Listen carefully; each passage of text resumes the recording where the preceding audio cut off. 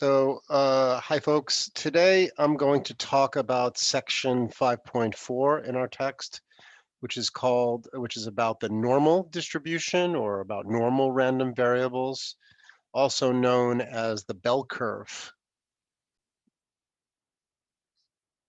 Okay, so this distribution is used everywhere. It's used in a lot of places. A lot of phenomena behave according to a bell curve.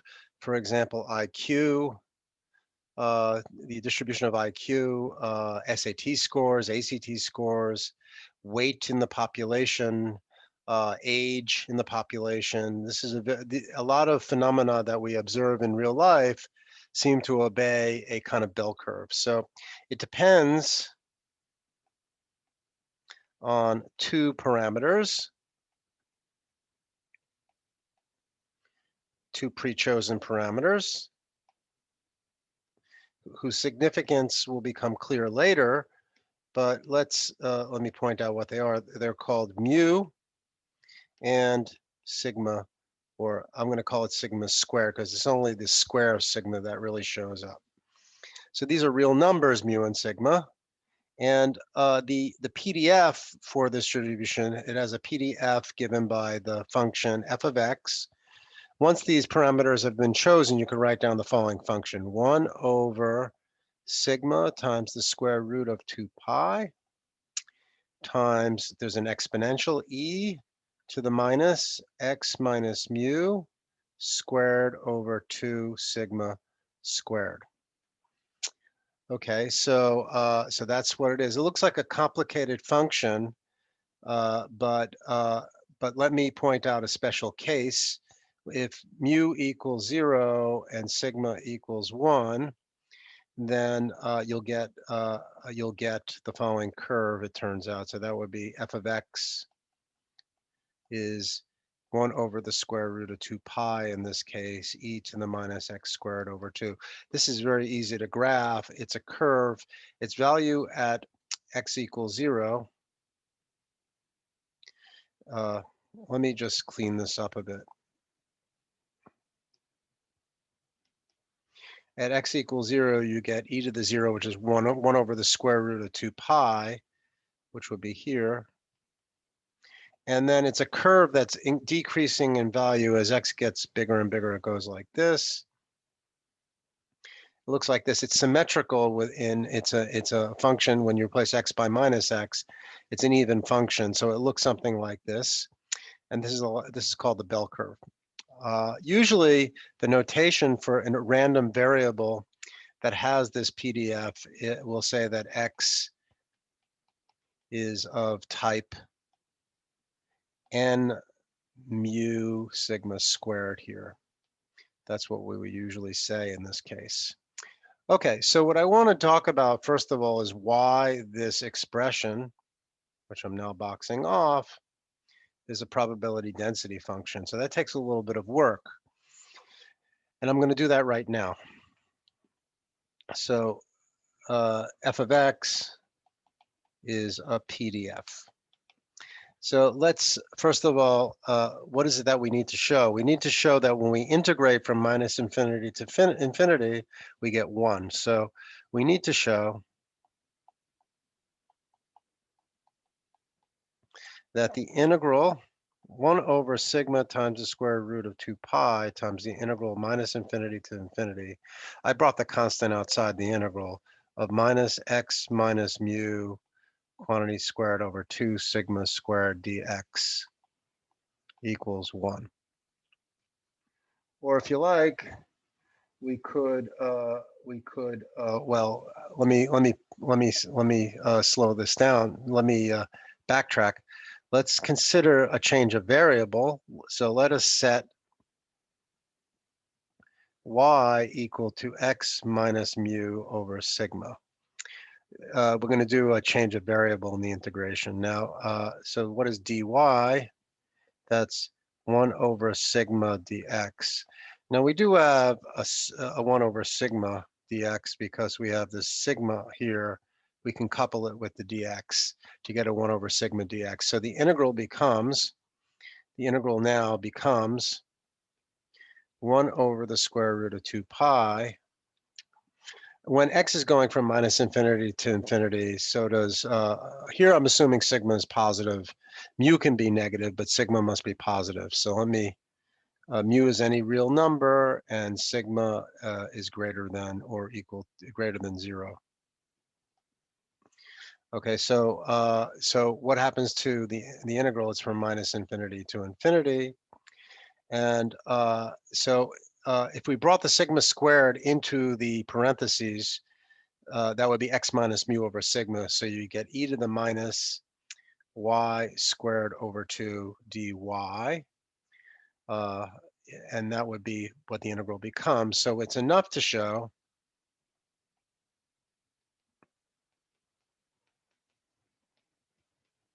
that this integral, e to the minus y squared dy, has a value of the square root of 2 pi, because we can divide both sides by the by this 1 over the square root of 2 pi. You'll get 1. Okay, so now let's set I equal to this unknown integral, and let's figure out how to compute I, and we'll show that I is given by the square root of 2 pi. Okay, so let's consider that. So let's first of all consider what I squared is. So I squared, oops, I don't like that. I squared is the integral of e to the minus y squared over 2 dy from minus infinity to infinity times, let me change the variable, e to the minus x squared over 2 dx from minus infinity to infinity. And the reason why I'm doing this is this then can be combined into a double integral. It's minus infinity to infinity minus infinity to infinity of e to the minus y squared plus x squared over 2 dy dx. So we have to evaluate this. We have to figure out what y squared is. I squared is. Okay, so this is something that can be much better done in polar coordinates. We set r squared equal to x squared plus y squared. We're converting this improper integral to polar coordinates. X equals r cosine of theta, y equals r sine of theta. And when we do it in polar coordinates, what happens? We're going to get the following. So x and y are going from minus infinity to infinity. That means r is going from 0 to infinity. And what is theta going to? It's the whole plane we're integrating over. So theta is going from 0 to 2 pi. It's e to the minus r squared over 2. And now when you convert to polar form, you have this extra factor you have to put in r, dr d theta. Now, we can separate the integral out by Fubini's theorem. We can integrate first with respect to theta, reverse the order of the integration. You're going to get an extra factor of 2 pi popping out. And what's left over is the integral from 0 to infinity of e to the minus r squared over 2 times r dr. Well, that integral is easy to do because we can do a u substitution. And what you get is minus 2 pi e to the minus 2 pi e to the minus r squared over 2, because the derivative of that, it gives you the integrand from 0 to infinity. And so when you evaluate at infinity, you get 0, and when you're going to get a 2 pi from this. This becomes 2 pi. So I squared, let me make some more space. So I squared equals 2 pi.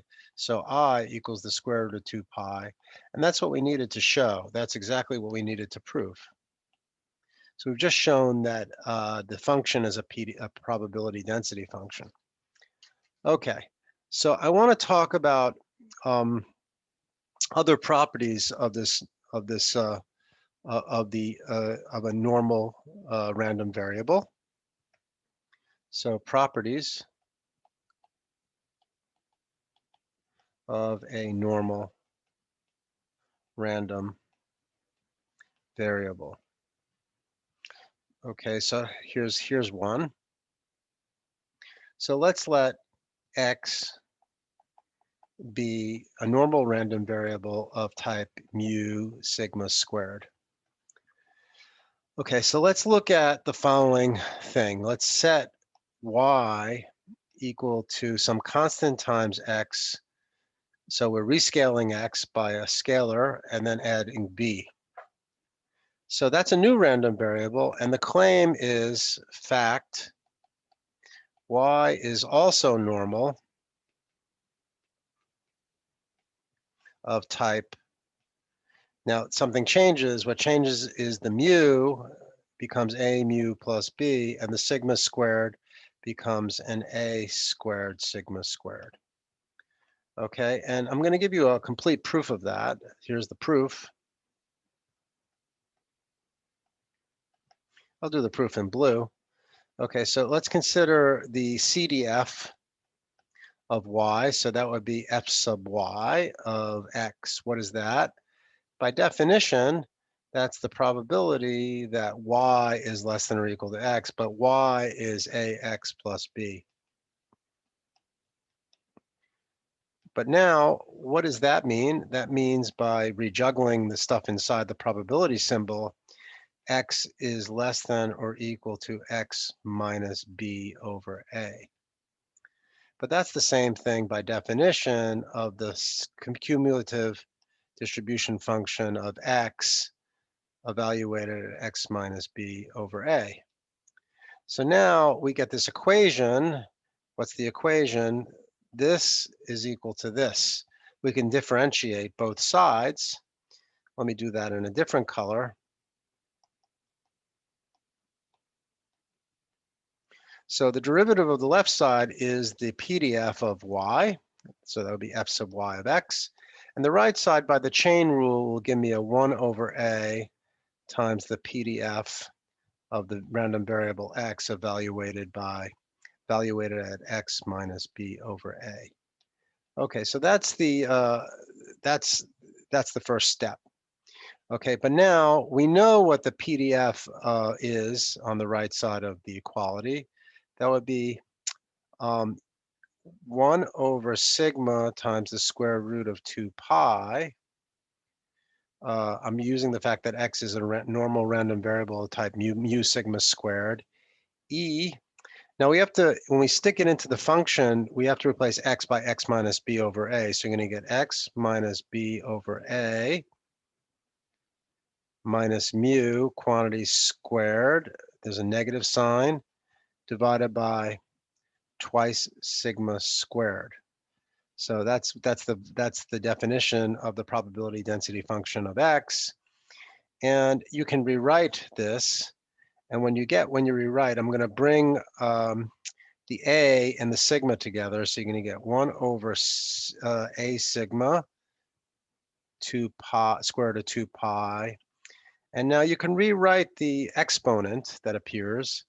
And with a little bit of, it's not hard to see this, by bringing the 1 over a inside the parentheses outside, you're going to get x minus b minus a mu quantity squared over 2a sigma quantity squared. Okay, so what does this say? This says that the PDF of the random variable y is given by this expression. This shows that the following thing, that the mu here is, there's a copy of a mu minus a mu plus b being subtracted off, and we have an a sigma here giving us an a squared sigma squared. So this does it for us. We've actually proved the fact. We've actually shown the fact is true. Okay. Okay, so now in the remainder of this lecture today, I want to discuss two things: the expected value and the variance of a normal random variable. So let's talk about the expected value first.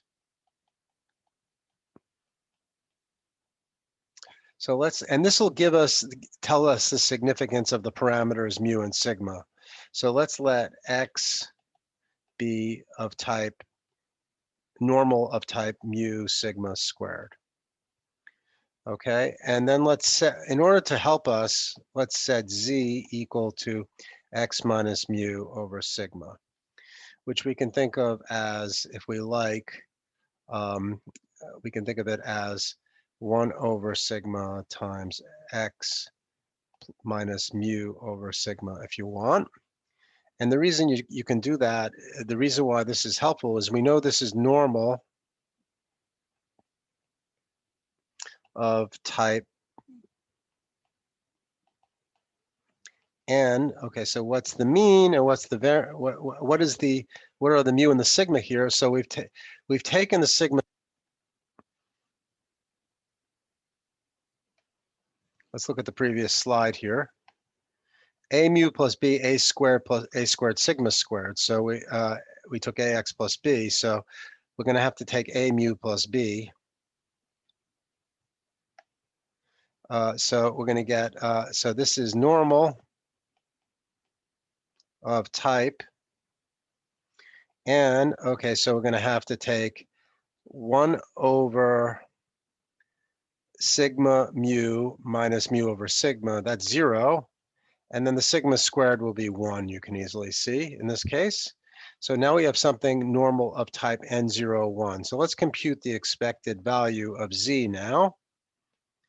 That would be 1 over sigma, well, that's 1, square root of 2 pi, the integral from minus infinity to infinity x times the f of x, which is e to the minus x squared over 2 dx. This is a very easy integral to compute.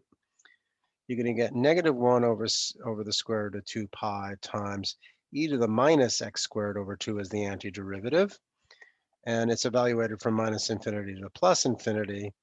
And this is going to give us a 0. So the expected value of z is 0.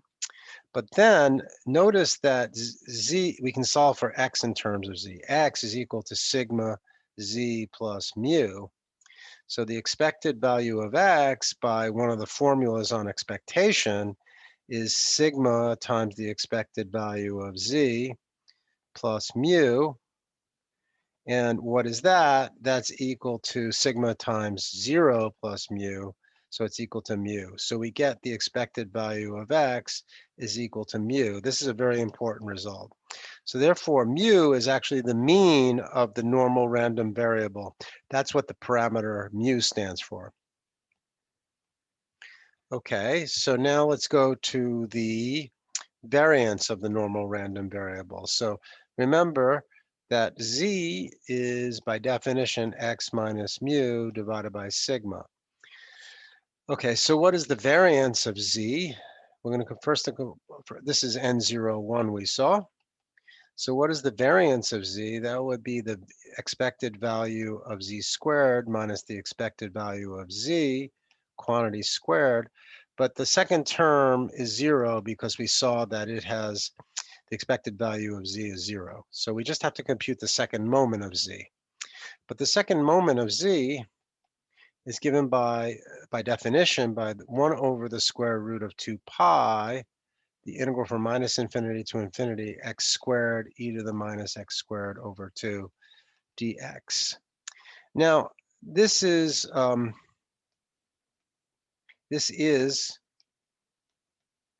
easy to do by integration by parts. And I'm going to spare you the detail. The point is that you're going to get with the, you could just do a standard integration by parts by letting u equal x and du is dx, and then dv equals x e to the minus x squared over 2. And then v will be the antiderivative of that, which is easily computed, right? So I'm going to spare you that. This is going to give you 1, I claim. So I'm skipping a step. But then the variance of x, remember, as x is equal to sigma z plus mu, so the variance of x is the variance of sigma z plus mu, which we know is sigma squared. This is one of the basic properties of variance in general. Sigma squared, the variance of z, which is sigma squared. So we now know that the sigma squared is the variance. So let me summarize what we just did today. Summary. So if X is N mu sigma squared, then the expected value of X is mu, and the variance of X is equal to sigma squared. And that's what I wanted to show. Okay, so next time we're going to do some applications of the normal random variable. That's all for today.